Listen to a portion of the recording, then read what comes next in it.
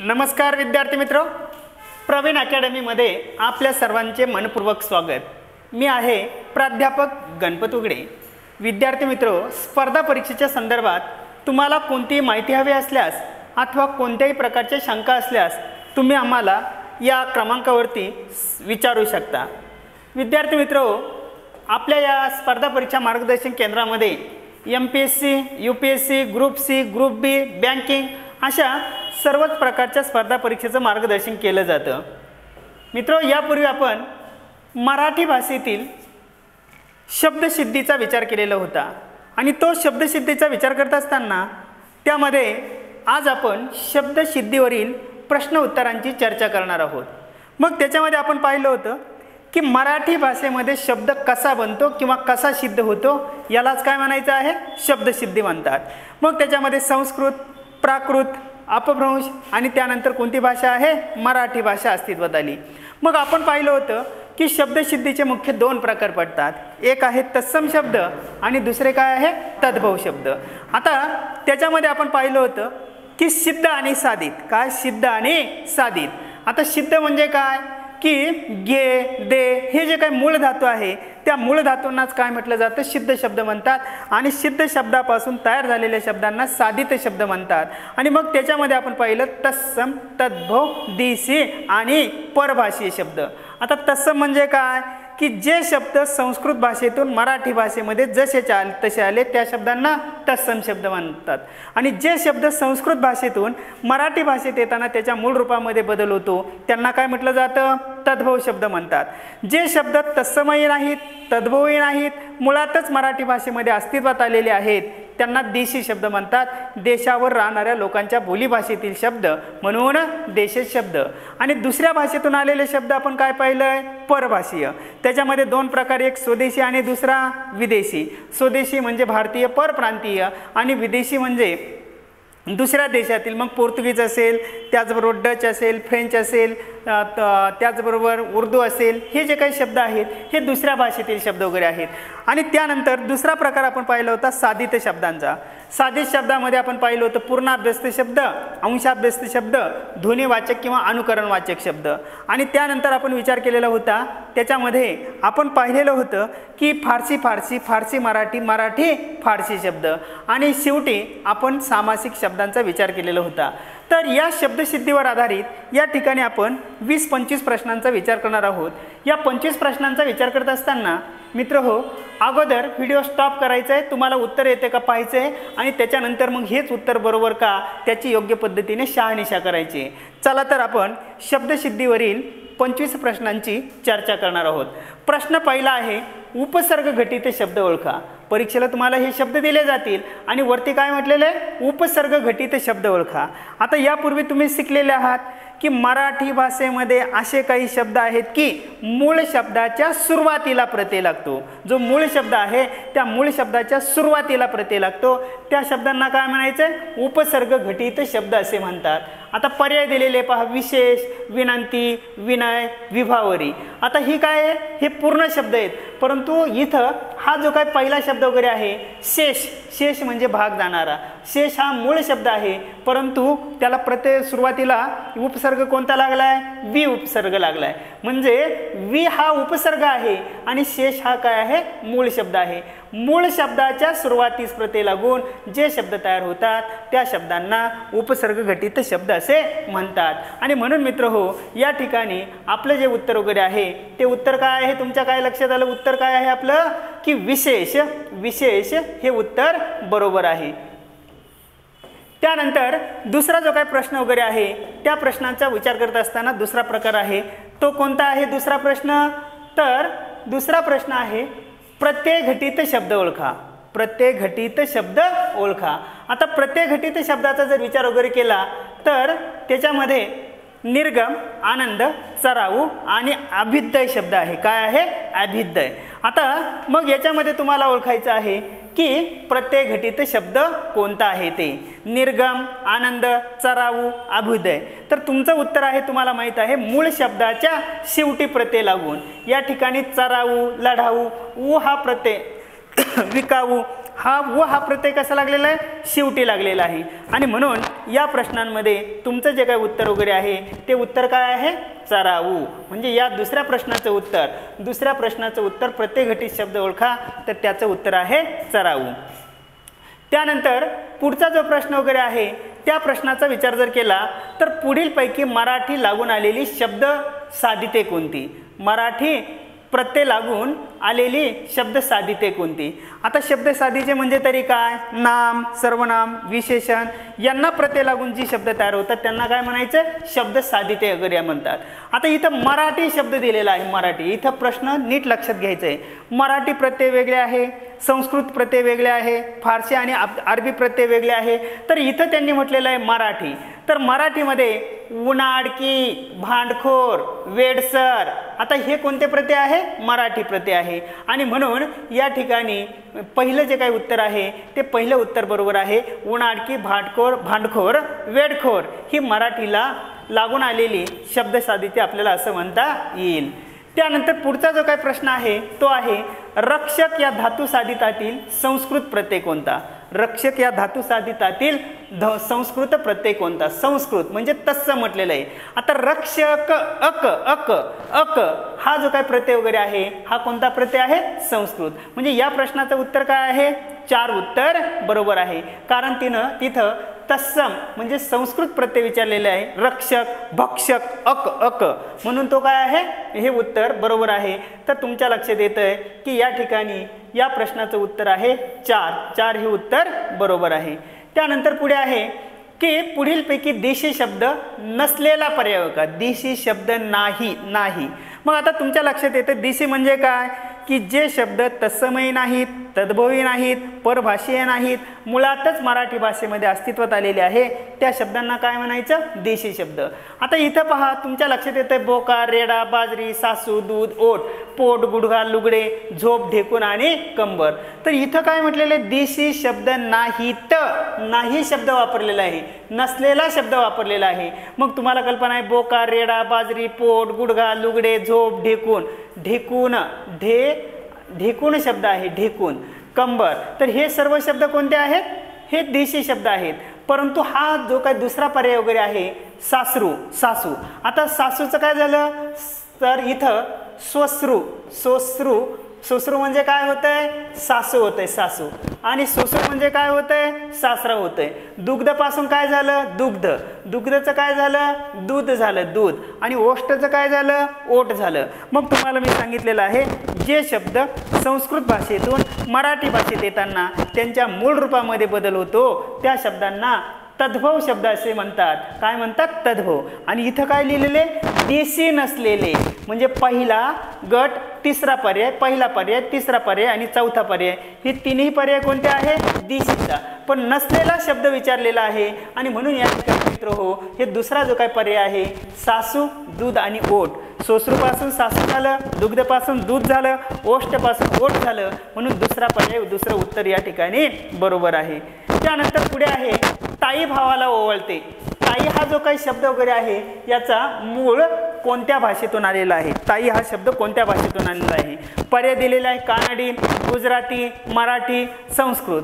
आता मग याच्यामध्ये तुम्हाला माहित पाहिजे कानडी कोणते, गुजराती कोणते, मराठी कोणते आणि संस्कृत कोणते. तर अण्णा, अक्का, आप्पा, ताई, आत्या, आव्वा, हे काका, हे सगळे जे काही नातेसंबंध वगैरे आहे हे नातेसंबंध कशामध्ये सांगितलेले मी तुम्हाला यापूर्वी, तर ते कानडीमध्ये सांगितलेले आहे. आणि म्हणून या प्रश्नाचं उत्तर आहे एक पर्याय बरोबर आहे की ताई भावाला ओवाळते. या वाक्यातील ताई हा शब्द कोणता आहे, कानडी आहे.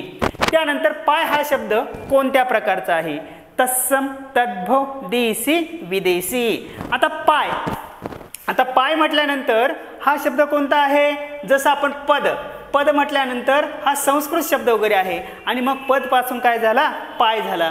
मग जे शब्द संस्कृत भाषेतून मराठी भाषेत येताना त्याच्या मूळ रूपामध्ये बदल होतो, पदचा पाय झाला. आणि म्हणून तो शब्द कोणता आहे, तद्भव.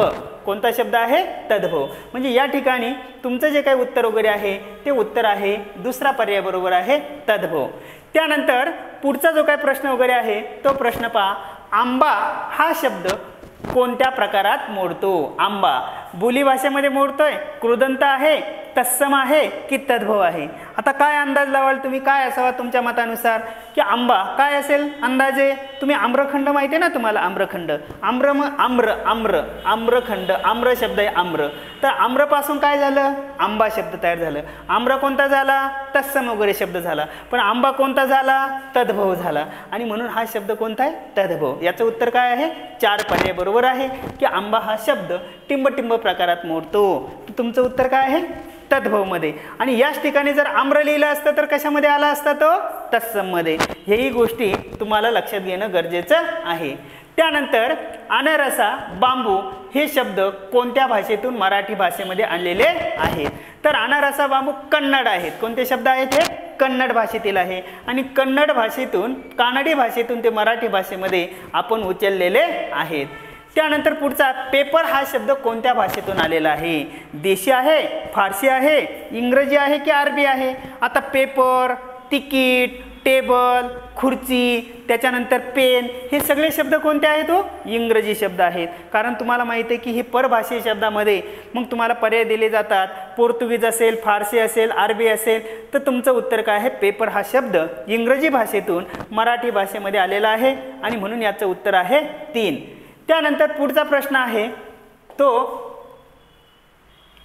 कोणता शब्द तद्भव आहे? काय विचारलेले, पुत्र आहे, कवी आहे, दूध आहे की धर्म आहे?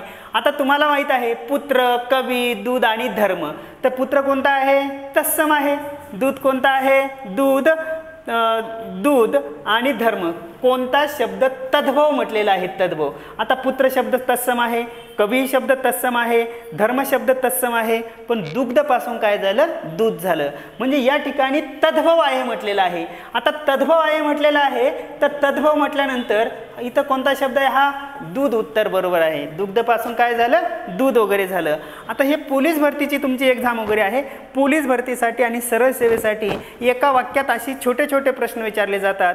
परंतु PSI, STI, ASO जे असतील त्याच्यामध्ये थोडी प्रश्न विचारण्याची जी काय पद्धत आहे, AB बरोबर, CD बरोबर, DC बरोबर, वरील सर्व बरोबर, वरील सर्व चुकीचे, असे बहुपर्यायी प्रश्न असतात. परंतु पोलीस भरतीला मात्र एका वाक्यामध्ये प्रश्न विचारले जातात.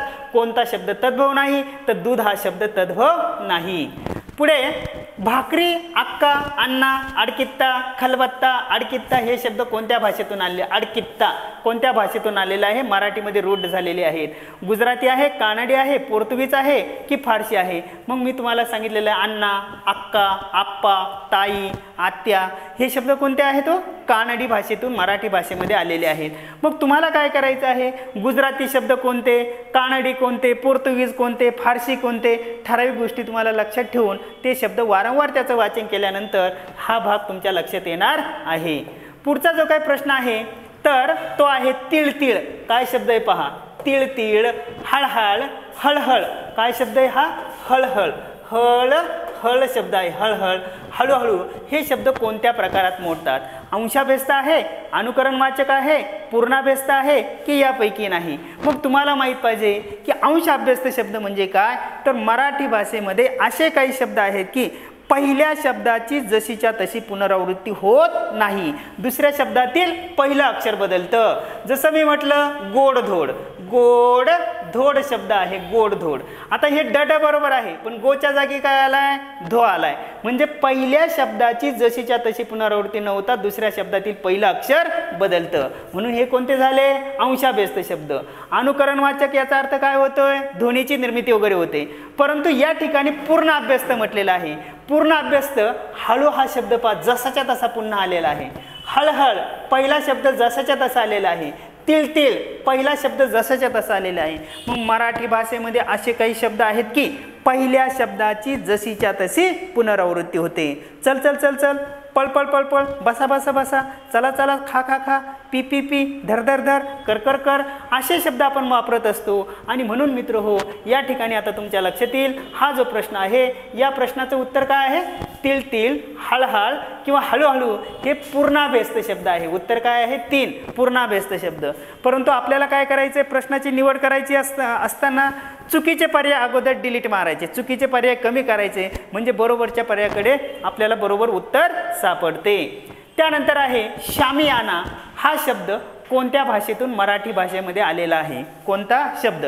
आता तुमची गोंधळ होण्याची शक्यता कशी असते पहा. हिंदी शब्द, उर्दू शब्द आणि फारसी शब्द आणि अरबी शब्द जवळजवळ सारखेच आहे. जसं देवनागरी लिपी संस्कृत भाषेची आहे, त्यानंतर हिंदी भाषेची आहे, मराठी भाषेची आहे, पाली भाषेची आहे आणि मग ते शब्द आपल्याला सारखेच वाटत असतात. परंतु या ठिकाणी शामियाना हा शब्द फारसी आहे. कोणता मित्र, कोणता शब्द आहे? फारसी शब्द आहे. हे तुम्हाला लक्षात घेणं गरजेचं आहे. त्यानंतर पुढचा जो काही भाग आहे, संस्कृत भाषेतील शब्द जसेच्या तसे मराठी भाषेत आले त्या शब्दांना काय म्हणतात? काय म्हणतात माहिती आहे तुम्हाला? काय म्हणतात? जसेचे तसे आले तत्सम, मूळ रूपात बदल झाला तद्भव, मुळातच मराठी भाषेमध्ये देशी, दुसऱ्या भाषेतून आले परभाषीय आणि इथं संस्कृत जसेच्या तसे म्हटलेले जसेच्या तसे, तर याचं उत्तर आहे तत्सम. चौथा पर्याय बरोबर आहे. त्यानंतर आहे पुढील शब्दातील उपसर्ग घटित शब्द निवडा. उपसर्ग घटित, उपसर्ग म्हणजे कसा? सुरुवातीला. रक्षक आहे का? अक्क लागलाय म्हणून हा प्रत्यय घटित आहे, हे उत्तर चुकीचं आहे. विसराळू, आळू प्रत्यय लागला, प्रत्यय घटित आहे, चुकीचं आहे. भांडखोर, शेवटी प्रत्यय लागला, चुकीचा आहे. पण अभिनंदन, मूळ शब्द आहे नंदन आणि नंदनच्या सुरुवातीला लागला अभि आणि म्हणून उपसर्ग घटित शब्द ओळखा. तर मित्र याचं उत्तर 100% काय आहे? अभिनंदन हे याचं उत्तर आहे. ते कोणतं आहे? उपसर्ग घटित शब्द. त्यानंतर पुढे आहे पुढीलपैकी अनुकरण वाचक शब्द ओळखा. अनुकरण वाचक. आता अनुकरण वाचक याचा अर्थ काय होतो? आतल्या आत, समोर, मधून मधून. आता इथं पहा, समोर समोर हे चुकीचं उत्तर आहे. आता हे मधून मधून कोणता झाला? पूर्ण अभ्यास झाला, हे पण चुकीचं आहे. परंतु अनुकरण म्हणजे त्या ठिकाणी नाद निर्माण होतो. दुडू दुडू, लुटू लुटू, सपा सपा, झपा झपा, किरकिर, म्हणजे या ठिकाणी उत्तर काय आहे? लुटू लुटू. हा शब्द कोणता झाला? अनुकरण वाचक. त्यानंतर बा हा शब्द माता या अर्थी वापरतात. बा म्हणजे काय? माता. आता बा आणि व हे दोन्ही पण आहेत. काही भाषेमध्ये अहिराणी किंवा इतर जे काही भाषा वगैरे आहे, ब पण काही ठिकाणी वापरतात, काही ठिकाणी बा वापरतात. बा हा शब्द माता या अर्थी वापरतात. कोणत्या भाषेमध्ये? मग बंगालीत वापरतात, कानडी भाषेमध्ये वापरतात, हिंदी भाषेमध्ये वापरतात की गुजरातीमध्ये? तर तुम्हाला कल्पना पाहिजे, बा हा शब्द माता या अर्थाने गुजराती भाषेतील आहे. कोणत्या भाषेतील आहे? गुजराती भाषेतील आहे. त्यानंतर प्रत्यय घटित शब्द बनवा. प्रत्यय घटित बरं का. प्रत्यय घटित म्हणजे काय? शेवटी प्रत्यय लागून तयार झालेले. मग भोळसर, त्याच्याबरोबर चतुराई, अच्युत्तर आणि चित्तर. प्रत्यय घटित शब्द बनवा. चतुराचं काय झालं? चतुराई, आई. नवलपासून काय झालं? जसं नवलाई. घोटाईपासून घोटाई, घोटपासून घोटाई, बरोबर आहे की नाही? आणि म्हणून इथं आई प्रत्यय लागलेला आहे, म्हणून हा काय झाला? प्रत्यय घटित शब्द तयार झाला. प्रत्यय घटित शब्द बनवा. इथं ओळखा असं नाही म्हटलं बरं का. प्रश्न पहा कसा आहे. ओळखा म्हटलं असं तर भोलसर पण आहे, सर प्रत्यय लागलेला आहे त्याच्यानंतर, परंतु इथं चतुर शब्द प्रत्यक्षात आपल्याला दिलेला आहे आणि म्हणून याला शेवटी आई प्रत्यय लागला, म्हणून हा प्रत्यय घटित शब्द आहे. त्यानंतर आहे डोके हा शब्द कोणत्या भाषेत मोडतो? तत्सम आहे, तद्भव आहे की देशी आहे? तर तुमचं उत्तर आहे डोके. हाड, झाड, पाठ, पोट, कंबर, रेडा, बोका, ढेकून, पिसवा, दगड, धोंडा, लुगडं, हे सगळे शब्द कोणते आहेत? देशी शब्द आहेत. डोकं लक्षात ठेवायचे आपले अवयव. डोकं, पाठ, पोट, कंबर, हे डोळा, हे जे शब्द आहेत हे कोणते आहेत? देशी. आणि म्हणून याचा पर्याय काय आहे? तिसरा पर्याय. 21चं उत्तर आहे देशी. त्यानंतर पुढे आहे खालील शब्दातून प्रत्यय घटित शब्द ओळखा. प्रत्यय घटित, भरधाव, पगार, त्याच्यानंतर चिमणी आणि रेखीव, रेखीव अ. आता इथं प्रत्यय घटित म्हटलेला आहे, तर प्रत्यय घटित शब्द कोणता आहे? रेखीव शब्द हा प्रत्यय घटित आहे. कान या शब्दाचा प्रकार ओळखा. कान, तद्भव, तत्सम, देशी आणि परभाषीय. ओळखा बरोबर काय कान कोणता असेल? सांगा आता तुमच्या अंदाजे कोणता असावा कान? तद्भव. कशावरून? तर इथं कर्ण शब्द आहे संस्कृतमध्ये. कर्ण, कर्ण. आता कर्णपासून काय झालं? कान झालं, म्हणून कान हा शब्द कोणता आहे? तद्भव आहे, बरोबर आहे की नाही? त्यानंतर पुढचा आहे खालीलपैकी देशी शब्द ओळखा. आता माहिती आहे आटा, बटाटा, खाना. आता खाना हे बटाटा कोणता झाला? पोर्तुगीज झाला. खाना कोणता झाला? अरबी वगैरे झाला. आटा तो हिंदी वगैरे झाला. आटा म्हणतो ना आपण, आटा हिंदी झाला. आणि लुगडं, आपण लुगडं काय झालं आपला? देशी. मग आता आपलं उत्तर कोणतं आहे इथं? देशी, लुगडे. म्हणजे खालीलपैकी देशी शब्द कोणता? तर आपलं उत्तर आहे लुगडे. हा देशी शब्द आहे. एक उत्तर बरोबर आहे. त्यानंतर आहे शेवटचा 25वा प्रश्न. घर या शब्दाचा प्रकार ओळखा. घर, तद्भव, तत्सम, परभाषी आणि गुजराती. आता साहजिकच तुम्हाला सगळ्यांना कल्पना आलेली आहे की घर हा शब्द कोणता असेल? कोणता आहे? तद्भव. गृहापासून काय झाला? घर झाला. म्हणजे 25व्याचं उत्तर देखील काय आहे? तद्भव शब्द आहे. तद्भव शब्द असा आहे, तद्भव. तर हे उत्तर इथं बरोबर आहे. तर अशा पद्धतीने मित्र हो, कोणता शब्द तद्भव आहे? पुत्र, कवी, दूध आणि धर्म. परत शेवटचा काय विचारला? कोणता शब्द तद्भव आहे?